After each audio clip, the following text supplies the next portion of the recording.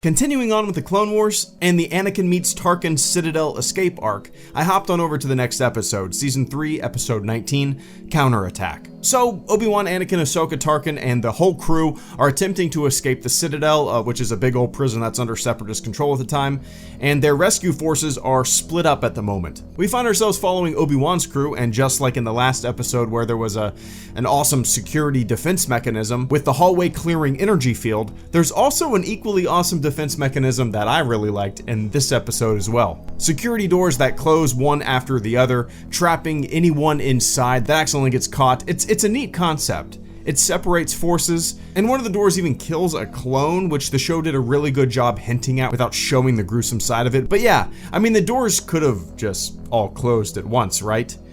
I mean, that probably would have made things a little more secure in a realistic sense, but then you wouldn't have that tension. You gotta have that tension.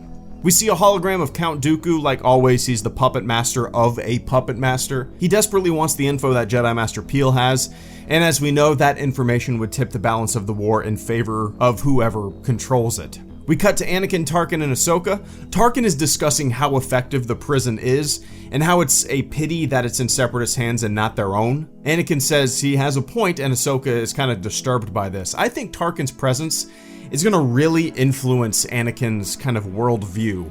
I think Tarkin is going to play a much larger role in the saga's narrative than I ever knew he had. I have a feeling he's going to turn into this like master manipulator. And that's kind of what Tarkin does throughout this episode. He plants seeds of doubt, and I really like him in this. R2-D2 gives himself up. It's a part of the plan. He uses the reprogrammed battle droids as cover. They pretty much pull the same trick that Han and Luke pulled in Stormtrooper armor with Chewbacca in A New Hope. Obi-Wan and crew sneak around, and they end up walking right into a trap. They're surrounded, they get captured, and the Separatist leader in charge of the prison, I think his name was like Sabak? It reminded me of the card game that Han Solo plays. Anyway, he tries to get the intel out of Obi-Wan and Peel, and he even executes a clone trooper, which to me was unexpected and brought a big sense of just weight to the overall situation. When there are stakes to lose, and when the bad guy in the story is willing to go to any lengths to get what he needs, or please his superiors, it can make for some really vicious situations. But then Sabak, whatever his name is, tells a few droids to take the prisoners, and they leave the room.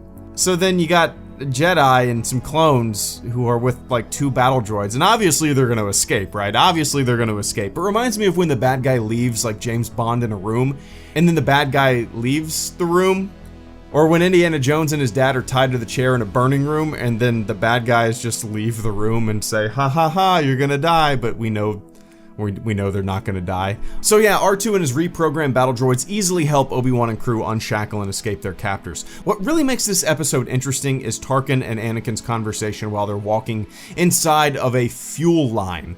Tarkin says he doesn't have faith in the Jedi, says the Jedi Code restricts them from achieving victory to do whatever it takes to win. He says you can't have peacekeepers leading a war, and Anakin agrees with him, pretty much saying he's had doubts about the role of the Jedi as well. If there's one thing in this episode that sticks out, it is this very moment. Anakin's doubt being reinforced by Tarkin. The seed has been planted, and while Tarkin might not necessarily be trying to manipulate Anakin, he might not really be trying to persuade him or change his stance, he has certainly hit a chord with Anakin's thought process. It's interesting. He's speaking his mind, and Anakin seems to be listening. I think they'll continue to bounce ideas off of one another, and they'll continue to see that they both believe in kind of the same thing, bolster their resolve, and they'll continue tugging one another further from what the Jedi stand for and the way the war is being waged. I cannot wait to see where this all leads. This might become my favorite relationship in the show. It might become that, just to see how everything eventually comes to fruition. So Anakin, Tarkin, and Ahsoka get into yet another scuffle and come out unscathed. We see that Tarkin, at least from this perspective, seems like kind of a coward. He's kind of hiding. He doesn't want to go out, he doesn't want to go out there because the bad guys are out there. But maybe that'll all change. So both groups eventually meet up at an airfield. They've been found out, they're being attacked. The final battle was awesome because of the layout of the airfield. It made it almost feel like a gladiator combat arena, surrounded on all sides in the center of a big circular landing pad. Enemies coming from all directions, land, air, having to defend from every single angle. Ultimately, the shuttle they were hoping to leave on gets destroyed. They're stranded and waiting for a rescue. Out of every episode I've watched, this episode had my favorite ending, I think. They're basically marooned. The terrain is impossible to navigate. The odds are completely stacked against them.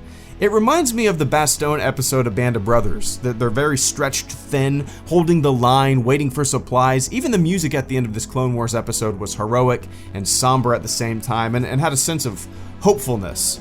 It was fantastic. It was a really great cliffhanger. On to the next episode. HelloGreedo, out.